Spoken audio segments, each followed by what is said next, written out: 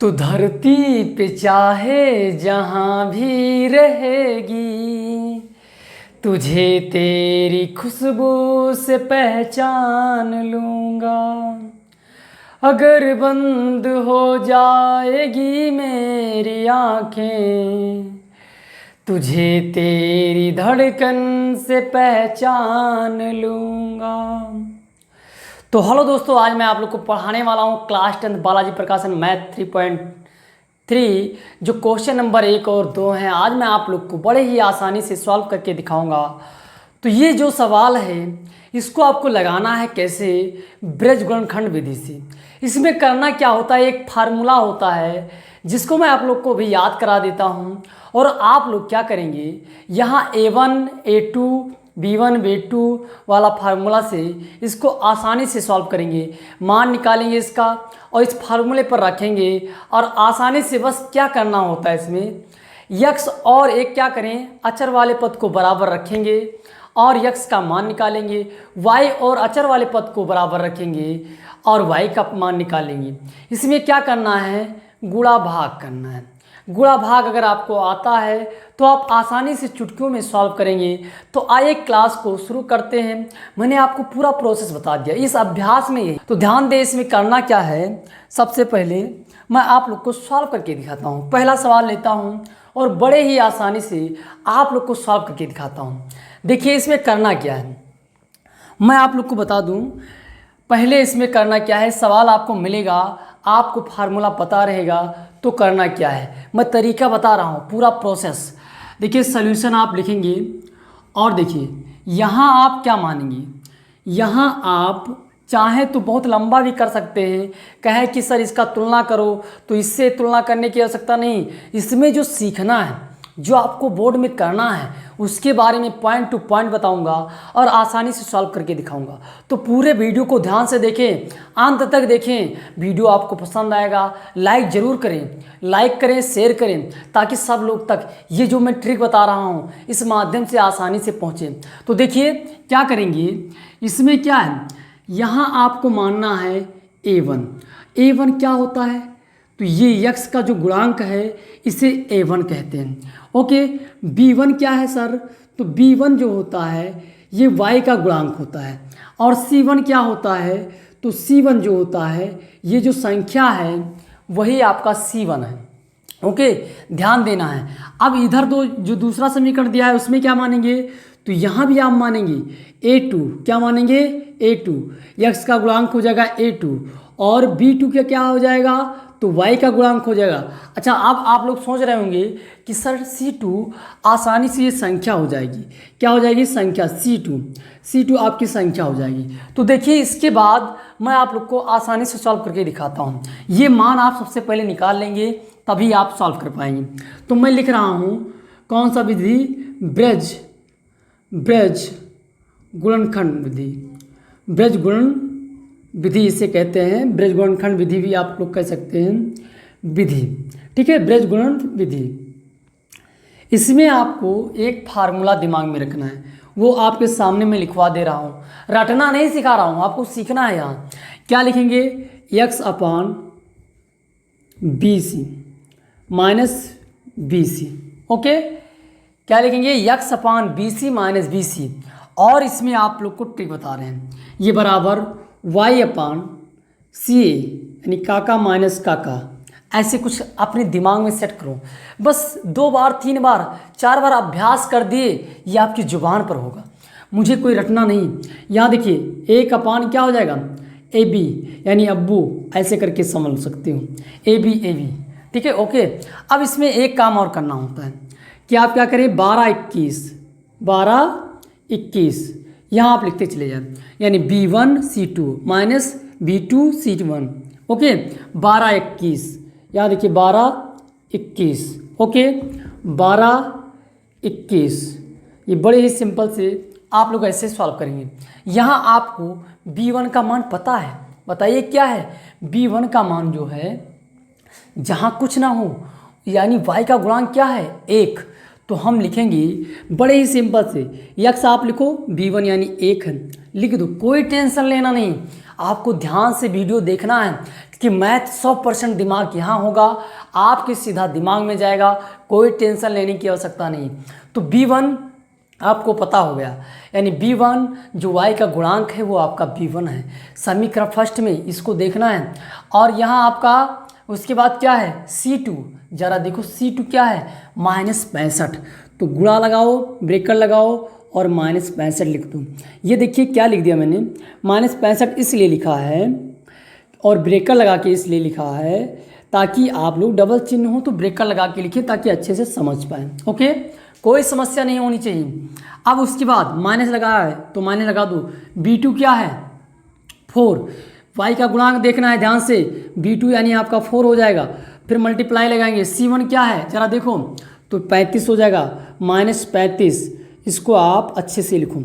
Okay, ध्यान से देखो, वीडियो को ध्यान से देखिए, चुटकियों में सॉल्व करोगे आप। यहाँ देखिए, ये देखो, और ये y है आपका। c1 क्या है जरा बताओ, c1 आपका -35, और फिर आपका a2 क्या है उसको देखिए, a2 यानी 3 हो जाएगा, लिख दीजिए, कोई समस्या नहीं होनी चाहिए। c2 क्या है 65, -65 है आपका, ध्यान दें -65। अब उसके बाद a1 क्या है जरा देखो, a1 आपका 2, क्या है 2। ओके, कोई समस्या किसी को, कोई समस्या नहीं होनी चाहिए, ये बड़ा ही इजी मेथड है। अब देखिए 1 अपान क्या हो जाएगा, 1 अपान a1 का मान बताओ जरा, a1 का मान 2 है, क्या है 2 है। b2 का मान बताइए 4 है। बड़े ही सिंपल से देखते रहे आप, और माइनस लगा देंगे। अब इसके बाद a2 का मान आप बताएं, a2 का मान 3 हो जाएगा, a2 का मान सर 3 हो जाएगा, b1 का मान 1 हो जाएगा। ध्यान से देखते रहें, बस जिसको मान रखना आ गया वो चुटकियों में करेगा, क्योंकि आप तो गुणा भाग है, ये तो सब लोग कर लेते हैं। मान ही रखना इस सवाल में सबसे कठिन होता है। फार्मूला तो मैंने आपको BC माइनस BC, काका माइनस काका, फिर हो जाएगा अब्बू अब्बू कर दें या AB ऐसे दिमाग में उल्टा सीधा बैठा है, आपको 2-3 बार अभ्यास करेंगे वैसे आ जाएगा। तो मान रख देना है, मान रख दिया मैंने। आप देखिए इसको सॉल्व करते हैं। यहाँ आप ध्यान दें, x मैंने लिख दिया, ये 65 का जब गुणा करेंगे तो -65 ही आ जाएगा, एक बार से गुणा करेंगे वही संख्या आ जाएगी। यहाँ देखिए 4 पंचे, ये माइनस है तो माइनस माइनस प्लस हो जाएगा। ओके, 4 पंचे 20 और 4 तें 12, 12 और 2 14, ये आपका इतना हो जाएगा। ओके, देखिए 4 पंचे 20 और 4 तें 12 और 2 14, ये आपका हो गया। इसको ऐसे y आप लिखें, देखिए 5 तें 15 और 3 त्रिका 9, 1 10, ये आपका माइनस हो जाएगा क्योंकि माइनस है। ओके, माइनस माइनस आपका प्लस हो जाएगा, तो प्लस लिख देंगे। और 65 दूना 130 होता है, कितना होता है 130, 60 दूना 120, 65 दूना 130। अब देखिए गुणा करें इसका भी, तो 2 चौको 8 और ये 3 एक 3 हो गया। सिंपल है, वेरी इजी सवाल, बड़ा ही सिंपल है। यहाँ आप क्या करेंगे बताइए, यहाँ आप घटाएंगे तो देखिए 140 इधर लिख लीजिए, बड़ा सिंपल है, आपको ध्यान से लेकिन देखना है क्योंकि कोई मिस्टेक हो गया तो आंसर नहीं आएगा। तो यहाँ 5 बचेगा, 10 में से 5 बचेगा, इधर ये कितना है 4, यानी यहाँ आपने दे दिया 13 में से तो 7, यानी आपका आ गया 75 प्लस का आएगा, क्योंकि बड़ी संख्या के आगे जो चिन्ह होता है उसी को लिया जाता है। सीखो, ध्यान से सीखो, मैं एक एक स्टेप को आपको सिखाऊंगा। अगर आप लोग वीडियो को ध्यान से देख रहे हैं तो आसानी से लगाएंगे। देखिए यहाँ आपका 105 माइनस में है, 130 आपका प्लस में है, यानी आपका सीधा आ जाएगा 25। ओके, ये आपका हो गया। यहाँ आपका आ जाएगा 5, कोई समस्या। अब हम अगर y इस वाले पद को लेकर हल कर देते हैं तो y का मान निकल जाएगा, आसानी से भी निकाल कर आपको दिखाएं। यहाँ आपका क्या हो जाएगा, ये आपका भाग में आएगा, गुणा ऊपर हो जाएगा, यानी 25/5 y आप लिख दें, यानी आप काटेंगे तो y का मान कितना आ जाएगा 5, ये आपका y का मान आ जाएगा। अब देखिए एक बात और ध्यान रखें कि यही संख्या को लेकर x के बराबर भी करते हैं तभी x का मान आएगा, ये विशेष दिमाग में रखना है आपको बातें। तो देखिए हम लिख रहे हैं, इधर भी लिख देते हैं, x बटे क्या है 75 बराबर आप क्या लिखेंगे 1 क्या लिखेंगे 5। ये देखिए डायरेक्ट भी काट सकते हैं इधर इधर, लेकिन मैं आपको दिखाता हूँ। ये इधर भाग में इधर आएगा, ऊपर चला जाएगा यानी गुणे में हो जाएगा, और ये आप लिख देंगे 5। तो कितना होता है 15 पचे 75, यानी x का मान आपका 15 आ जाएगा। ये आसानी से सॉल्व हो जाएगा।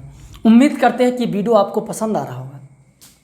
पसंद आ रहा है तो लाइक करिए, कोई समस्या हो कमेंट करिए, हर आपका कमेंट का रिप्लाई जरूर मिलेगा। तो ध्यान दें, ये जो था x और y का मान चुटकियों में ज्ञात कर सकते हैं।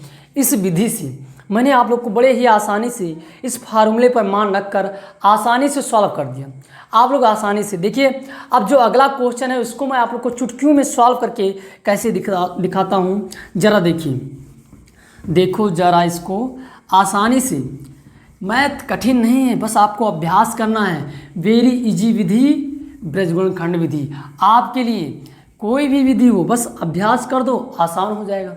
अब देखिए इस सवाल को भी चुटकियों में सॉल्व करके दिखाते हैं। तो क्वेश्चन नंबर जो दूसरा है उसको मैं आप लोग को चुटकियों में लगा कर दिखाता हूँ बड़े ही आसानी से। देखिए कैसे लगेगा।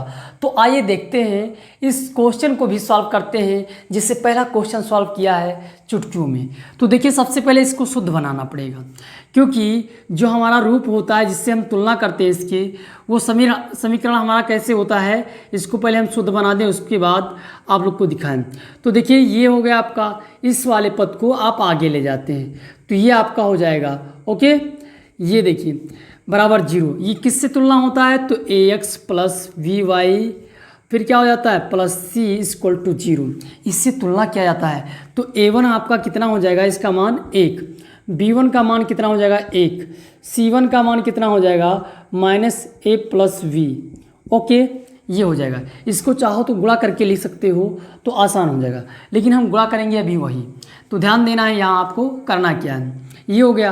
अब आप इसका लिखेंगे a2, ज़रा बताओ a2 आपका थोड़ा शुद्ध इसको बनाओ भी, ax माइनस वी वाई, ये आपका पूरा प्लस में ही इधर आएगा तो एकदम माइनस में हो जाएगा, ये आपको ध्यान रखना है। ये आपका शुद्ध हो गया।